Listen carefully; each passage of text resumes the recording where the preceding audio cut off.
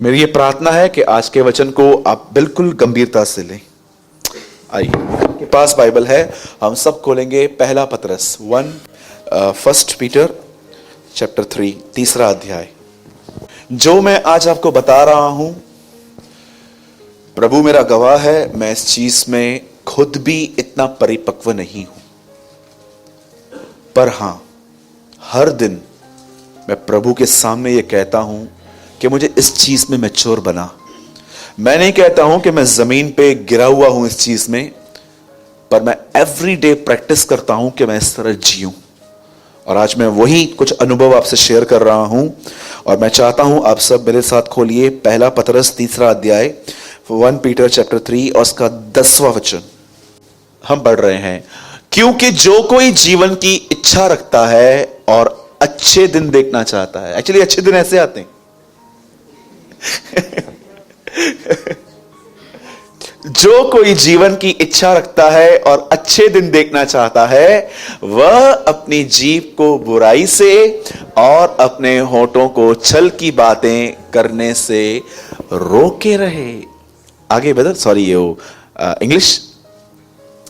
The scriptures से if you want to enjoy true life and have only good days, then avoid saying anything hurtful and never let a lie come out of your mouth. क्या explain करूं, इतना easy word है ये। अब देखिए यहां पर क्या लिखा है, ध्यान दीजिए। बाइबल ऐसा बताती है पुराने नियम में कि उद्धार पाने के लिए काम करो। आप जानते हैं ना, पुराने नियम में हाथों का बड़ा महत्व था। हर दिन जब एलिया खाना खाता था तो एलीशा उसके हाथ धुलाया करता था। हर व्यक्ति एलिया को जानता था कि वो एलीशा के हाथ धुलाने वाला व्यक्ति था। पुराने नियम में हाथों का बड़ा महत्व है। पर जब आप नया नियम पढ़ोगे तो यीशु ने पैर धोए थे। आप जानते हो, पुराना नियम जोर देता है काम करो, पर नया नियम जोर देता है खुदा के साथ चलो। उसके साथ चलने का मतलब क्या है? अगर आप उसके साथ चलेंगे ना, तो पहली चीज वो आपको यह सिखाएगा कि जैसे मैं बोलता हूं ना, वैसे बोलना सीख। पहले जैसे मैं बोलता हूं। आप जानते हो, उत्पत्ति में अगर आप आराम से स्टार्ट करो, इब्राहिम, इसहाक, याकूब, यूसुफ, फिरौन, ये सब बात में आते हैं। पहला लेसन आपको यह मिलता है कि खुदा जो बोलता था वो होता था। फर्स्ट लेसन, जो भी प्रभु कहता था हर दिन वो होता था। जितना अधिक वो बोलता था उतनी ही सृष्टि खूबसूरत बनती गई, और अंत में उसने अपनी सृष्टि के लिए ऐसा कहा, बहुत अच्छा है। परमेश्वर के साथ चलने वालों के अंदर एक चीज बहुत आप देखोगे, वे अपनी जुबान अनुग्रह के साथ खोलते हैं।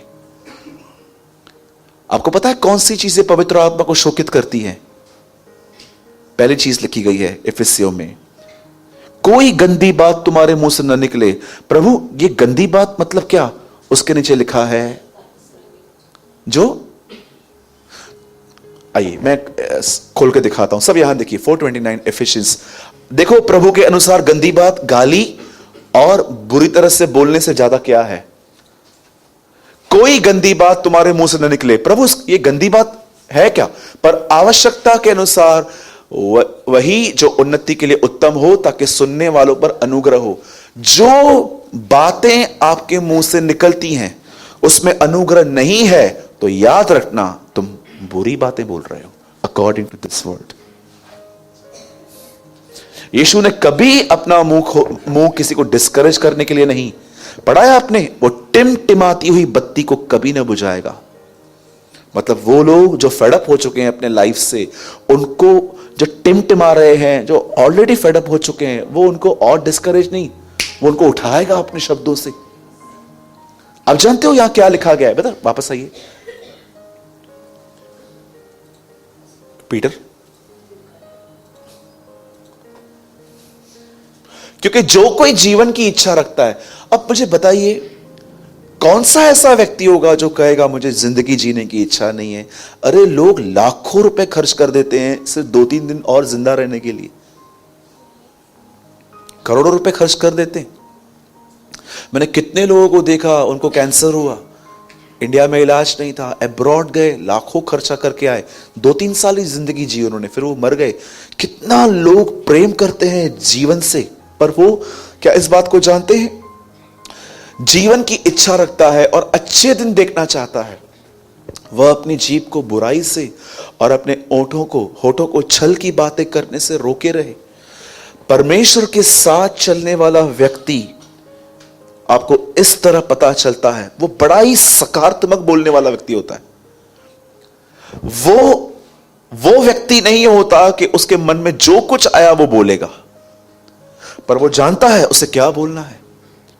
जिस दिन आप इस चीज को समझ गए ना, मैं आपको बताना चाहता हूं, आपको मैच्योरिटी इतनी इजीली मिल जाएगी सिर्फ इस चीज को कि जो आप बोलना चाहते हैं आपको वो नहीं बोलना, आपको वो बोलना है जो अनुग्रह से भरा हुआ है। एक दिन मेरे ऑफिस में एक लड़का आया, उसकी 1.5 साल से प्रार्थना बंद थी। उसने मुझे आके कहा, भाई मुझसे दुआ नहीं हो रही है। 1.5 साल प्रार्थना न कही। 1.5 साल प्रार्थना न करने वाला व्यक्ति, मुझे तो समझ में नहीं आ रहा था मैं कहां से शुरू करूं। पहले मुझे ख्याल आया कि मैं उसको बोलूं, तू बिलीवर है, तू विश्वासी है, 1.5 साल से प्रार्थना नहीं करता है, किस टाइप का बिलीवर है, कौन से चर्च में जाता है, तेरे को अकल कम है क्या? ये सारे शब्द मेरे अंदर बन के आ गए। मुझे प्रभु ने कहा, ये बोलना अनुग्रह से नहीं है, इसे मत बोलना। तब मैंने उससे सिंपल बात पूछी, भाई क्या बात है, आप दुआ क्यों नहीं करते हो? ब्रदर मन नहीं लगता है, बहुत तकलीफ होती है जब मैं दुआ करता हूं, मेरा बदन बैठता नहीं है दुआ में, मैं क्या करूं? और मैंने उसे एक ही बात कही, ब्रदर कोई बात नहीं, प्रभु का प्रेम आपकी भक्ति पर निर्भर नहीं है, पर मैं आपसे कहूंगा सिंपल छोटी छोटी दुआएं करना आज से चालू करो। उसने कहा ठीक है, मैं ट्राई करूंगा। 1-1.5 हफ्ते के बाद वो मुझे मिलने आया और उसने मुझे बोला, भाई मैंने आज मॉर्निंग में 25 मिनट्स दुआ की। मैं सोच रहा था, प्रभु कितने कभी कभी लोगों को गलत काउंसलिंग देते हैं हम, कि वो हमसे मिलने के बाद उल्टा और नीचे चले जाते हैं और गिल्ड लेके जाते हैं। कई बार आप देखो, आप जब लोगों से बात करते हो ना, आपकी बात में बहुत स्ट्रेट और इतनी जजमेंट भरी हुई रहती है, पर उसमें अनुग्रह मिक्स नहीं होता। अगर बच्चा फेल होके आया या कम मार्क्स लेकर आया, तो क्या पहले उसको यह बोलना जरूरी है, तेरे को पहले ही बोला था, सारा दिन टीवी देखता है, चल अभी चल, ध्यान दे अभी, क्या ये सही है? बदर तो बाइबल तो कहती है छड़ी नहीं उठाते हो। अरे छड़ी उठाओ, खाली छड़ी क्यों उठाते हो? खाली छड़ियां ही मारोगे क्या उनको? मारो ना छड़ी। मैं कहां बोल रहा हूं, बाइबल बताती है डिसिप्लिन इज इंपॉर्टेंट, बहुत अच्छा चीज। पर क्या ऐसा तो नहीं है कि सिर्फ आप उनको विदाउट लव डिसिप्लिन ही देते रहते हो? मैं आज आपको बाइबल में एक ऐसी लेडी से मिलाता हूं आने वाले 10 मिनट के अंदर। आप देखो, अपनी आशीष पाने से पहले उसने क्या किया था, रियल जो उसको जरूरत थी। आपकी बहुत सारी चीजें सिर्फ आपकी जुबान में है। बाइबल ऐसा बताती है, एक लेडी थी, 2-3 साल से नहीं 12 साल से ये बीमार थी। आप बहनों, आप सोचो, आप इस दर्द को समझ पाते हो क्योंकि ये तकलीफ आपको होती है। अगर एक स्त्री को 12 साल से ब्लीडिंग हो रही है, सोचो उस बहन की हालत क्या थी होगी, वो कितनी कमजोर हो गई होगी। आपसे ज्यादा कौन समझ पाएगा इस बात को। 12 ईयर्स से उसका ब्लड बहता था बदन में से, और वो लिखा है वो कमजोर हो चुकी थी। और बाइबल ऐसा बताती है, एक दिन यीशु उसके नगर में आए, और उसके नगर में आने से पहले उसके पास जब ये चर्चा पहुंची कि यीशु आ रहा है, तो उसने अपने मन में ये बात ठान ली कि आज मैं जाऊंगी और मैं उसके वस्त्र को छू लूंगी और मैं चंगी हो जाऊंगी। ये ख्याल लेके जब वो निकली, आपको पता है, मैं रेफरेंस दे दूंगा आपको बाद में, लेकिन आप आराम से पढ़ना। एक जगह लिखा गया है कि वो अपने मन में कहती थी, और एक जगह लिखा है कि वो अपने मुंह से कहती थी। इस बहन के लाइफ में सबसे अच्छी बात जानते हैं क्या थी? चंगाई पाने से पहले इसे ये बात अच्छे से पता थी कि खुदा का कलाम बदन के दो हिस्सों में होना चाहिए, एक मन में, दूसरा जुबान पे। बहुत सारे लोग बाइबल को उन जगहों पे नहीं रखते हैं जहां पर डस्ट होती है। कुछ लोग इसे पेपर में ओढ़ के रखते हैं, कुछ लोग इसे कपड़े में ओढ़ के रखते हैं। अच्छी बात है, पर क्या आपको पता है बाइबल की सही जगह रखने की एक्चुअली मन और जुबान है? क्या आप इस बात को जानते हो? जैसे ये अपने अपने घर से निकली, ये कन्फेस कर रही थी, मैं जाऊंगी चंगी हो जाऊंगी, जाऊंगी मैं टच करूंगी।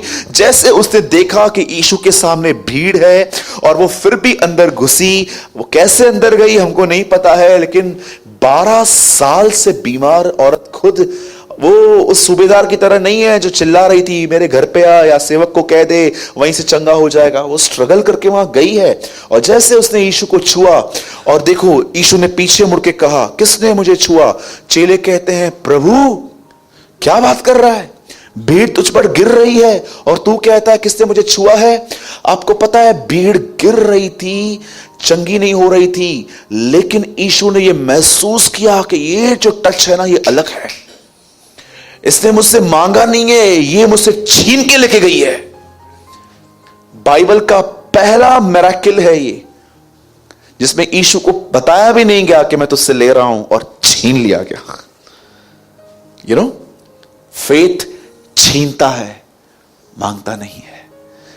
कई लोग कहते हैं ना मेरा फेथ है, फेथ है। अगर फेथ होता तो मिल ही जाता आपको, लेकिन कई लोग अविश्वास में रहकर भी बोलते हैं यस मुझे फेथ है, मुझे फेथ है।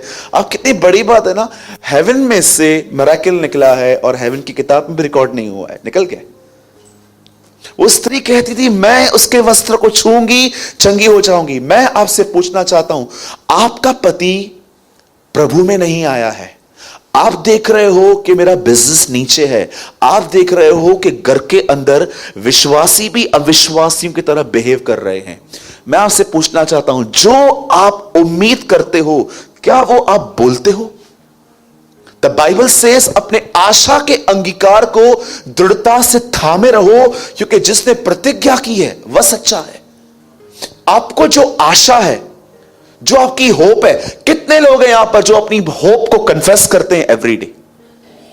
सोचो, ये स्त्री, इसने क्यों अपने जिंदगी में अच्छे दिन देखे? क्योंकि ये अपने मुंह से राइट टॉक करती थी। आज मैं आपसे पूछना चाहता हूं, ये बोलती थी अगर मैं उसके वस्त्र को छू लूंगी तो मैं चंगी हो जाऊंगी, ये बोलती जा रही थी। अब आइए मैं आपको एक दूसरा एग्जाम्पल बताता हूं। ये आदमी इस बहन से भी ज्यादा स्पिरिचुअल था। ये तो सेवक था, प्रभु के मंदिर में प्रतिदिन धूप जलाया करता था।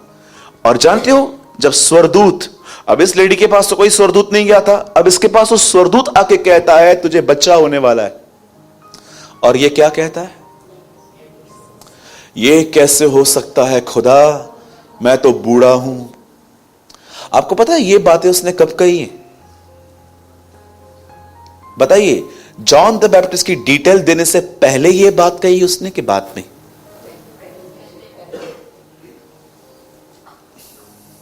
फिर से पूछ रहा हूं, वो एलिया की आत्मा में चलेगा, उसका नाम ये होगा, वो मदरा न पिएगा, वो मां बाप का मन बच्चों की ओर फेर देगा। ये बताने के बाद उसने कहा कि ये कैसे होगा कि पहले? आराम से पढ़ो, बाद में कहा है। इतनी डिटेल्स देने के बाद वो आदमी कहता है ये कैसे हो सकता है? मैं आज आपसे पूछना चाहता हूं, जो यहां पर है परमेश्वर के वचन की सही जगह सिर्फ एक कपड़े में, एक बैग में, एक जगह पर पर्स के नीचे रखने की नहीं है। परमेश्वर के वचन की सही जगह आपका हृदय और आपका मन है। इसलिए दाऊद कहता है मैंने उसका वचन अपने दिल में रखा है ताकि उसका गुनाह न करूं।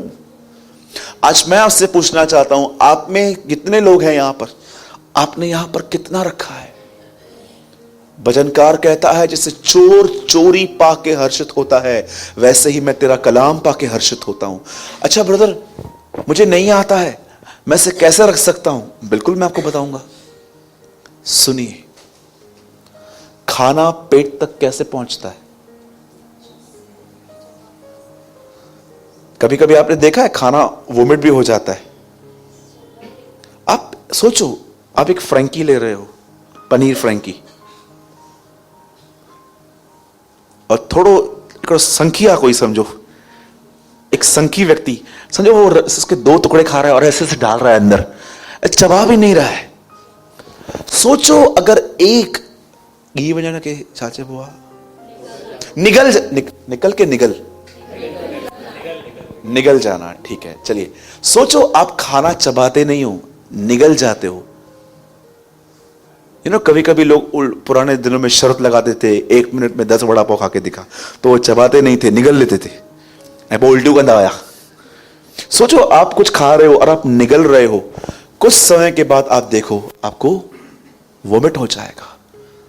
लेकिन अगर आप खाने को चबाओ तो क्या होगा? वो अंदर जाएगा, उसकी जूसेस बनेगी। कितनी बड़ी बात है ना, हमारा बदन 24 घंटे एक मिरेकल करता है। आप जो खाते हो वो ब्लड बन जाता है।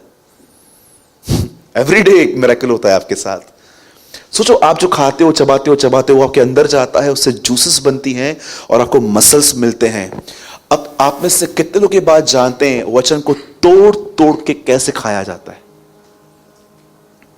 एक होते हैं रिलीजियस ड्यूटी पूरी करने वाले लोग, इनको बाइबल 1 साल में पूरी करनी है, बस ये इसलिए पढ़ते हैं क्योंकि इसको किसी ने ये बोल दिया है कि साल में मां भी पूरी कहती मां, किसने इनको बोल दिया है 1 साल में मैंने भी पूरी की है, तो इनको 1 साल में बाइबल पूरी करनी है खाली। लेकिन एक ऐसे होते हैं जिनको सिर्फ पढ़ना नहीं है, पर वो समझना चाहते हैं यीशु उनके जीवन के विषय में क्या बात करता है। एक दिन आप उठे और आप सोचो आपने बाइबल ओपन की और आपके सामने एक वचन आया, इसमें लिखा था, धन्य है वे जो मन के दीन है, स्वर्ग का राज्य उन्हीं का है। अब आप इस पूरे पैसेज में देखो क्या क्या चीजें हैं। मन का दीन, स्वर्ग का राज्य उनका। सबसे पहले मन का दीन, मन मतलब विचार, उसमें दीन मतलब खुदा चाहता है मैं अपने विचारों में शून्य बनूं। क्या मैं हूं? बिल्कुल भी नहीं हूं। जब लोग मुझसे बुरा बर्ताव करते हैं तो मैं सोचता हूं मेरे से कैसे किया, मतलब मैं अपने आप में कुछ हूं। अच्छा, इसी वजह से मैं प्रभु के राज्य में नहीं आ पाया हूं, कलीसिया जा पाया हूं, राज्य में नहीं आया हूं। देखो एक कलाम कैसे टूट रहा है आपके अंदर, और अब ये आपके अंदर जाएगा। जितना मेडिटेट करोगे उतने टुकड़े छोटे छोटे होंगे, जितने टुकड़े छोटे छोटे होंगे उतना डाइजेशन होगा और ताकत मिलेगी। इसलिए लिखा गया है, इमाउस के मार्ग पे जब चेले उसके साथ जा रहे थे, लिखा है वो हमारे साथ चला, और उसके बाद लिखा है रोटी तोड़ते ही हमने उसे पहचान लिया। आज मैं आपसे पूछना चाहता हूं, कितने लोग हैं यहां पर बाइबल, ये प्रिंटेड बाइबल जो हमारे पास है, जब आप इसे खोलते हैं बंद करने के बाद भी क्या ये आपके मन में खुली हुई रहती है? क्या आप इसके बारे में सोचते रहते हैं? क्यों ऐसा लिखा गया है कि वो एक पेड़ है? बाइबल पेड़ किसको दर्शाती है? किसको दर्शाती है? एक व्यक्ति था, वो अंधा था, प्रभु ने उसकी आंखें खोली तो उसने क्या देखा? बोलता है मुझे पेड़ दिखते हैं। यीशु ने क्या कहा? बुरा पेड़ अच्छा फल नहीं लाता। आपको पता है पेड़ किसको दर्शाती है बाइबल? मनुष्य को। लिखा है पेड़, उसकी जड़ें पानी में है और वो फलता है। मैंने कहा प्रभु ये कौन सा पेड़ है? उसके पहले पढ़िए, वहां लिखा है वह जो ठट्ठा करने वालों की मंडली में नहीं बैठता। मतलब ऐसे ग्रुप्स बने हुए हैं समझिए हमारे नगर में, जहां पर प्रभु का वचन नहीं बोलते हैं, लेकिन सिर्फ जो लोग पाप में गिरे हैं उनकी मजाक उड़ाई जाती है। बाइबल बताती है उस संगतियों से ये नफरत करते हैं। दूसरी बात वहां पर लिखी है, जो पापियों के मार्ग में नहीं खड़ा होता। सोचो आपका एक ओल्ड फ्रेंड आपको बोलता है चल तू कुछ गलत मत करना, तू सिर्फ मेरे साथ चल। आपको पता है आज आप रोक लोगे पर कल आप उसकी तरह बन जाओगे। सच्ची कहता हूं, मुझे एक विश्वासी भाई मिला, बॉम्बे में रहता है। बोलता है ब्रदर मेरे लिए प्रेयर करो। तो मैंने उसको बोला किस चीज के लिए? हिस्से में हुक्का पीता हूं। मैंने बोला हुक्का? बोला हाँ, मेरे को भी आदत लग गई है। तो मैंने उससे पूछा तेरी फ्रेंड सर्किल क्या है? तो उसने मुझे बोला यार मेरे कॉलेज के फ्रेंड्स हैं, मैं उनके साथ जाता था, लेकिन अभी मैं पीने लगा हूं। आज आप सोच रहे हो कि आप सेफ हो, पर जरूरी नहीं है कि कल भी आप सेफ रहोगे। कितना रोकोगे आखिर? क्या आपके पास इतनी ताकत है कि हर बार आप बुराई को ना कह पाओ?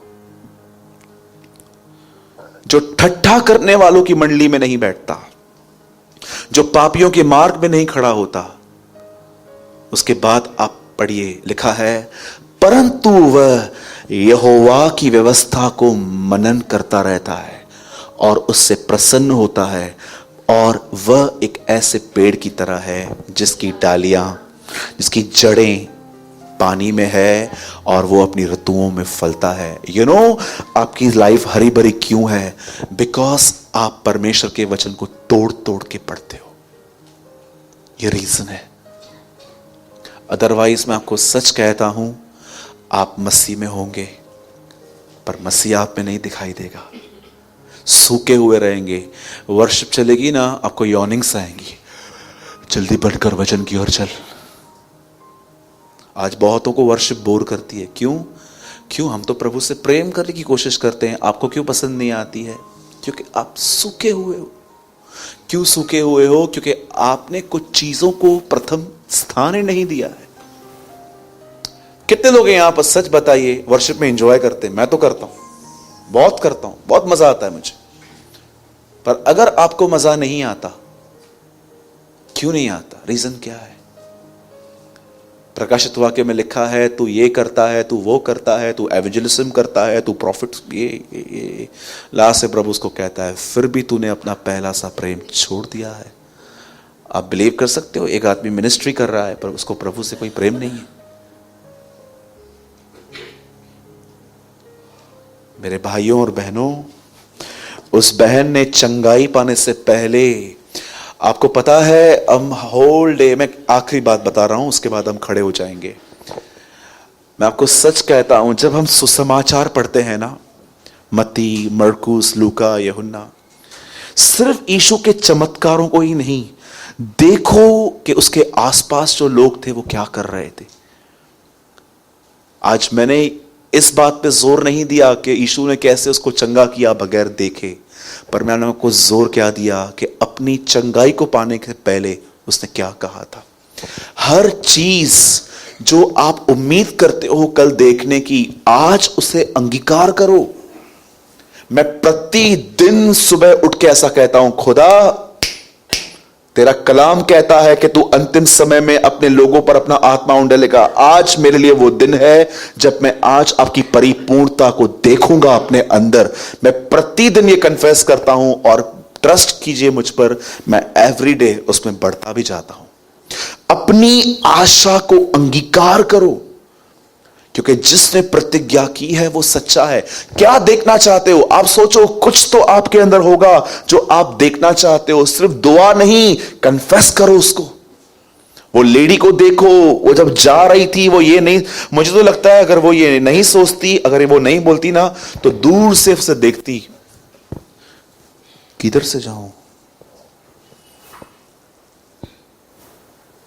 किसी और को बोलती, चांस नहीं है ना आज, कल वापस आएंगे ये, चलो मैं कल ही आती हूं। फिर वो ऐसी नहीं थी, वो निकली थी बस, आज तो जाना ही है उधर। अगर वो ये नहीं बोलती ना, तो वो हमारी तरह प्रभु में रहकर भी एक हारी हुई जिंदगी रहती, जिससे लोग आज विचारों में बांध के रहते हैं, ये चीज तो मैं छोड़ ही नहीं सकता हूं ब्रदर, पॉसिबल ही नहीं है, ये तो मेरी लाइफस्टाइल बन गई है। ओके, जैसा तुम्हारा विश्वास वैसा तुम्हारे लिए हो। वो किसी को नहीं देख रही थी, वो बोल रही थी नहीं बस मुझे वहां पहुंचना है, और जैसे उसने यीशु के गारमेंट्स को टच किया, लिखा है वो चंगी हो गई। और मैं आपको बताना चाहता हूं, न सिर्फ चंगी हुई, उसने उसके बाद एक ऐसी महान आशीष पाई है, मैं समझता हूं आज कलीसिया इसकी वैल्यू तक नहीं करती। यीशु फिरा और कहा किसने मुझे छुआ, और वो सामने आई, और जानते हो यीशु ने से क्या कहा? बेटी। कितने लोगों को ये पसंद है यीशु आपको बेटी कहे, यीशु आपको बेटा कहे। अरे क्या लेने गई थी, क्या लेकर आई। मैं समझता हूं मरते दम तक उसे ये बात याद होगी कि एक दिन खुदा मेरे नगर में आके मुझे बेटी कह के गया था। जितनों ने उसे ग्रहण किया उसनों को उससे संतान होने का अधिकार दिया। आज लोग इतना खुश होते हैं जब आप उनको बोलो पास्टर बनोगे, आप प्रीचर बनोगे, आप प्रॉफिट बनोगे, आप वर्शिपर बनोगे। कितने लोग बोलते हैं ब्रदर इन सब बातों को छोड़ो, मैं सबसे पहले उसका बेटा उसकी बेटी बनना चाहती हूं। यस, इससे बड़ा कोई टाइटल ही नहीं है कि खुदा आपको कहे। क्या कहती है बाइबल? वो मेरे बेटे और मेरी बेटियां कहलाएंगी, मैं उनमें रहूंगा और उनमें चला फिरा करूंगा। पुराने नियम में किसी को नहीं मिला था भाई। पुराने नियम में जितने भी लोग थे वो सब उसके नौकर की तरह थे, जो उनको बोला जाता था वो करते थे। पर ये प्रिविलेज हमें मिला है कि खुदा ने हम पर रिवील किया है, वो या सन्स एंड डॉटर्स, हम बेटे बेटियां हैं। और याद रखना, आप कैसे भी क्यों ना हो, चाहे हो सकता है कि इन दिनों में आप बहुत गलत जिंदगी जी रहे हो और आप चाहते हो खुदा मैं निकलना चाहता हूं, लेकिन कुछ चीजें चकमक की तरह चिपक गई है। मैं फिर भी कहता हूं, फिर भी तुम उसके बेटे हो, फिर भी तुम उसकी बेटी हो। वो तुमसे प्रेम करता है। और ये मेरी भविष्यवाणी है यीशु के नाम में, एक दिन वो तुम्हें ताकतवर और तुम्हें स्थिर भी करेगा। वो तुम्हें स्थिर करेगा और वो तुम्हारे पैरों को हिरनी के समान बनाएगा। भले ही आज रियलिटी कुछ और दिख रही है, कन्फेस करो, खुदा मैं निकलूंगा इन बातों से, और तुम निकलोगे। अपने छुटकारे की घोषणा करो। आज बोलिए मेरे पीछे प्रभु, भले ही आज मैं कुछ और हूं, पर मैं घोषणा करता हूं मैं वो बनूंगा जो आप मुझे बनाएंगे, यीशु मसीह के नाम में। आमीन। Come on, give a big hand for the Lord.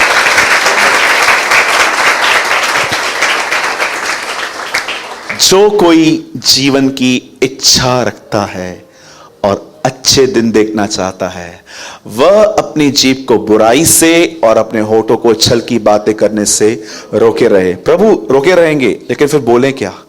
वचन, वर्ड।